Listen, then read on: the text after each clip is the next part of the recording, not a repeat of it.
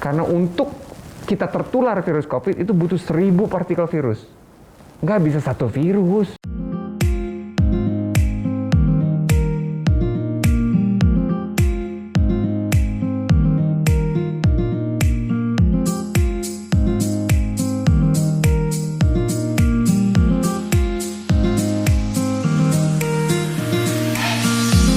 Kembali lagi di Love for All TV, masih bersama Dr. Gia Pratama. Dok, dokter kan sudah pernah ngerasain gimana divaksin itu.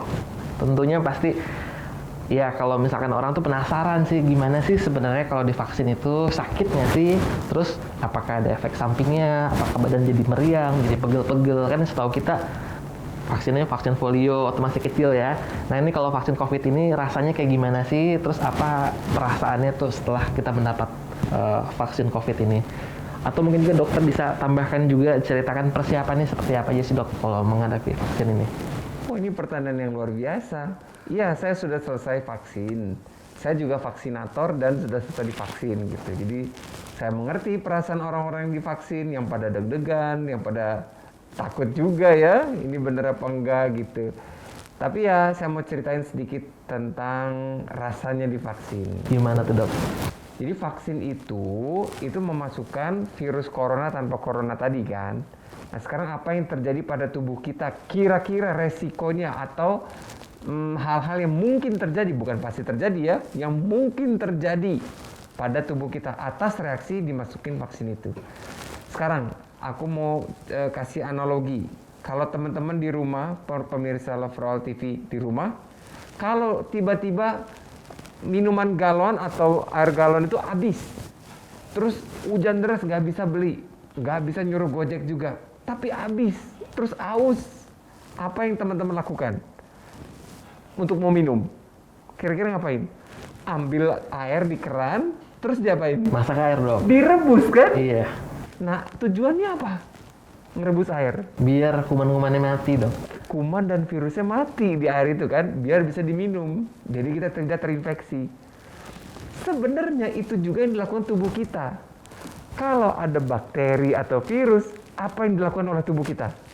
Meningkatkan suhu tubuh. Demi untuk ngebunuh bakteri sama virus kan? Bener dong? Jadi demam itu teman itu. Kalian pasti kaget dengernya ini. Demam itu teman. Tapi kalau demamnya kelamaan baru bahaya. Kayak kita masak Indomie, kalau masak Indominya seharian ya benyek juga dong minyak. Begitu pula juga kita, kalau kita dipanasin terus-menerus lebih dari 3 hari, 5 hari, ya rusak semua sel-selnya juga kan. Jadi apa yang kira-kira terjadi kalau kita masukin virus ke dalam tubuh kita? Iya pasti kemungkinan besar demam kan? Dan itu kan reaksi normal. Berapa hari dok? Apakah demam pasti menjadi terjadi? teman dok?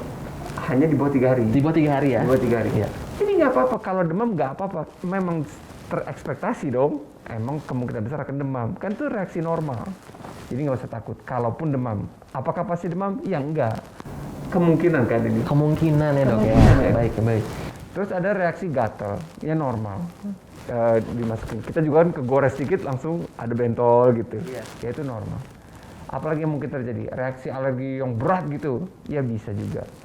Tapi jarang sekali, hampir 0,0 sekian persen. Itu pun terdata oleh fase 1 dan fase 2 waktu itu, fase 3 maksudnya, untuk vaksin ini.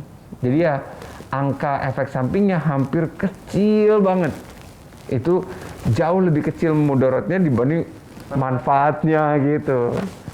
Ingat, efikasinya ini 65% pada Sinovac. Untuk Pfizer, Moderna itu 95% ke atas.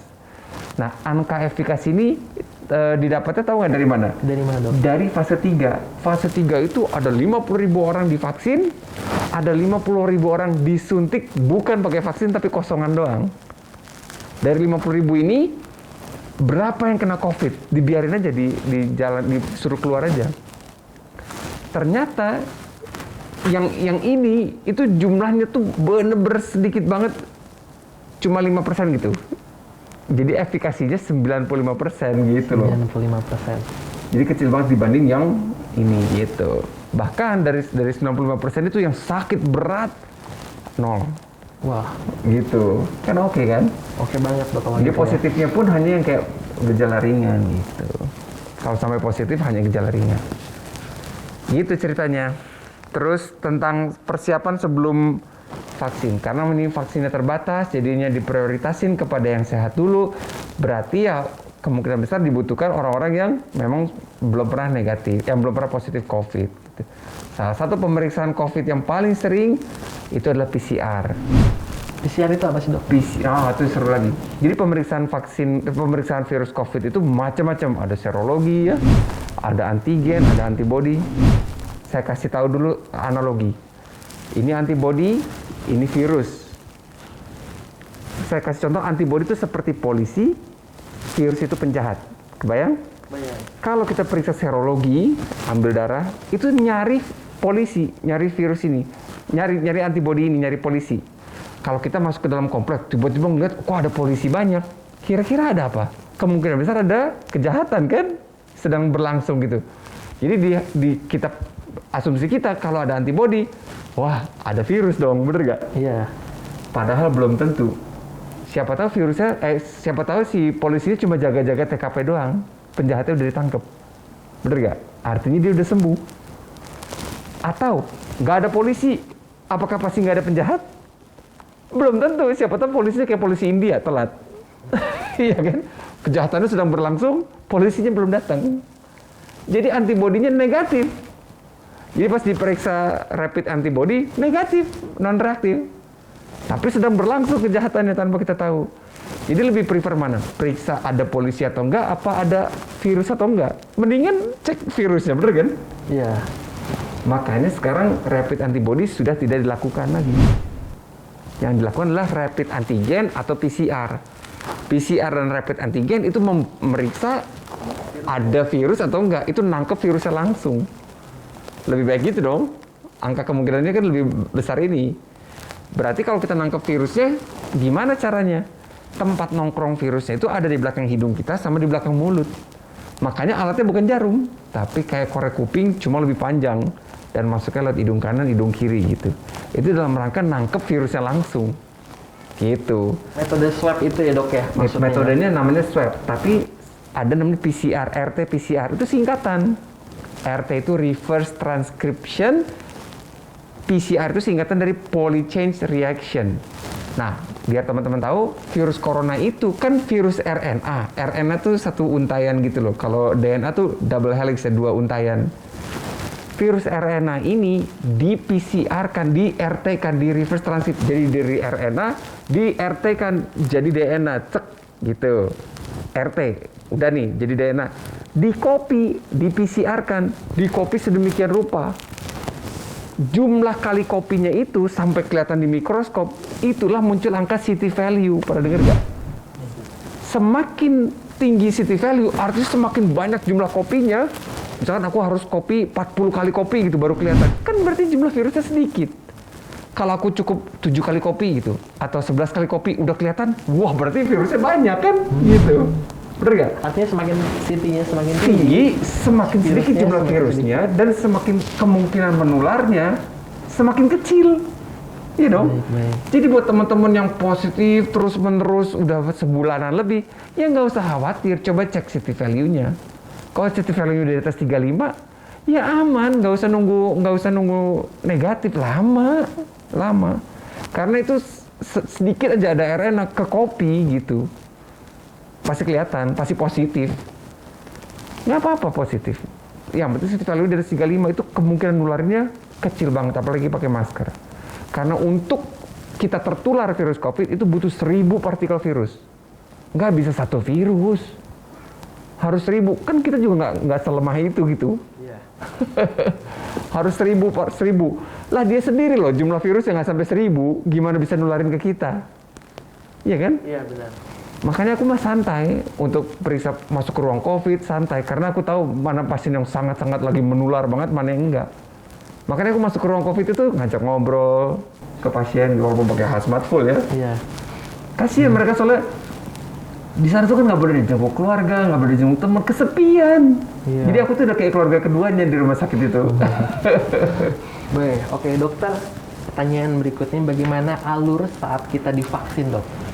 Iya. Memang kan ngantri ya, jumlah yang divaksin pasti banyak ya, luar biasa nanti kalau udah dibuka untuk masyarakat. Nanti teman-teman pemirsa Love for All TV akan menjalani posko-posko, 4 posko yang akan dijalani gitu.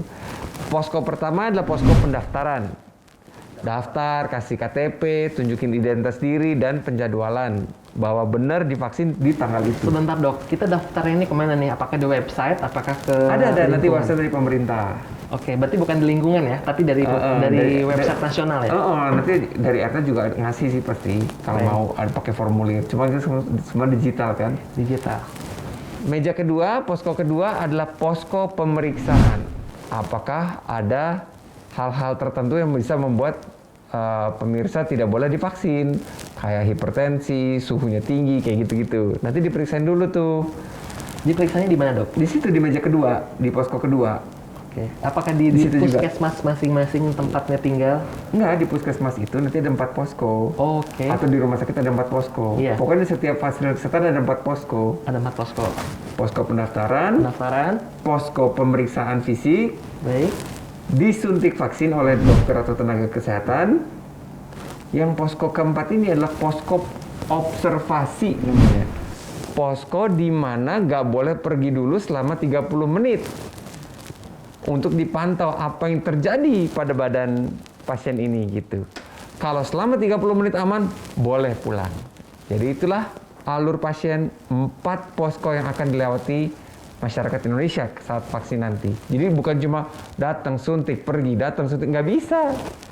Harus melewati 4 posko tadi, gitu. Lalu, hal yang dilakukan tadi itu baru sekali. Untuk vaksin Sinovac itu butuh 2 kali, karena efikasi dari vaksin Sinovac itu 65%. Jadi dilakukan 2 kali biar lebih dari 100%. Gitu. 2 kali disuntik ya, Dok ya? Nah, jadi 2 kali melakukan hal yang sama tadi. Jedanya berapa hari, Dok? 14 hari. 14 hari kemudian, jalanin lagi tuh 4 lagi. Sama urutannya, Dok? Urutannya sama. Pendaftaran, pemeriksaan fisik, vaksin, observasi. Gitu. Ini panjang banget, Dokter Gia nih. Luar biasa. Nah, Dok, kalau kita tadi sudah tahu semuanya mendalami, mungkin dokter bisa memberikan saran dan juga mungkin sebagai closing statement buat kita semua. Kira-kira apa sih yang harus kita lakukan, terutama anak-anak muda nih yang rasa sehat-sehat aja kan, dia suka abai terhadap protokol, suka berkerumun, masih suka nongkrong sama teman-temannya, tapi ternyata yang jadi kena dampaknya adalah orang tuanya. Gitu. Dokter sebagai orang yang sudah istilahnya mendalami dan merasakan langsung di lapangan, yang sudah juga melihat yang tadi sedih, senang, nah ini dokter punya pesan apa buat seluruh pemirsa Love for All TV? Ya, buat seluruh masyarakat Indonesia, walaupun bertambah susah, jangan menyerah. Jangan juga terserah gitu. Jadi jangan menyerah, tapi juga jangan terserah. Memang kondisi ini tuh tidak akan lama. Saya yakin ini semua hanya akan menjadi sejarah di masa depan kita yang cerah. Gitu. Tinggal kitanya mau disiplin atau enggak. Dan bantu pemerintah dan tenaga kesehatan untuk mensukseskan vaksinasi biar segera selesai pandemi ini, gitu. Jadi tetap disiplin. Disiplinnya, Dok ya. Wah. Tadi rumus tadi RI sama dengan JV dibagi IT, itu aja yang diingetin. Lupa saya, Dok, itu apa sih, Dok? Resiko infeksi sama dengan jumlah virus dibagi imunitas tubuh. Oh iya. Jadi turunkan jumlah virus, tingkatkan imunitas tubuh. Iya, itu kuncinya. Jadi pemirsa Love for All TV dimanapun Anda berada, kita harus senantiasa meningkatkan imun tubuh kita agar senantiasa sehat dan juga bisa melawan ya si virus ini agar kita Iya, benar. tidak mudah terserang gitu. Benar. Baik, Dokter Gia, saya ingin mengucapkan terima kasih atas kesempatannya sudah menjadi narasumber pada episode kali ini, dan tentunya pemirsa Love for All TV dimanapun Anda berada, seru banget ya perbincangan kita mengenai COVID dan juga vaksin. Nah, jadi kita sudah mendengar bagaimana nasihat dari Dokter Gia Pratama. Mari, ayo kita bersama-sama mendukung dan juga mensukseskan program pemerintah, dan kita adalah semua harus bekerja sama melawan pandemi ini. Sekian untuk episode kali ini. Semoga kita akan selalu bugar dan juga sehat. Tetap sehat, tetap menjaga protokol. Sampai jumpa di episode berikutnya. Saya dengan Raswandika Sutman dan Dokter Gia Pratama. mengucapkan terima kasih. Wassalamualaikum warahmatullahi wabarakatuh. Waalaikumsalam.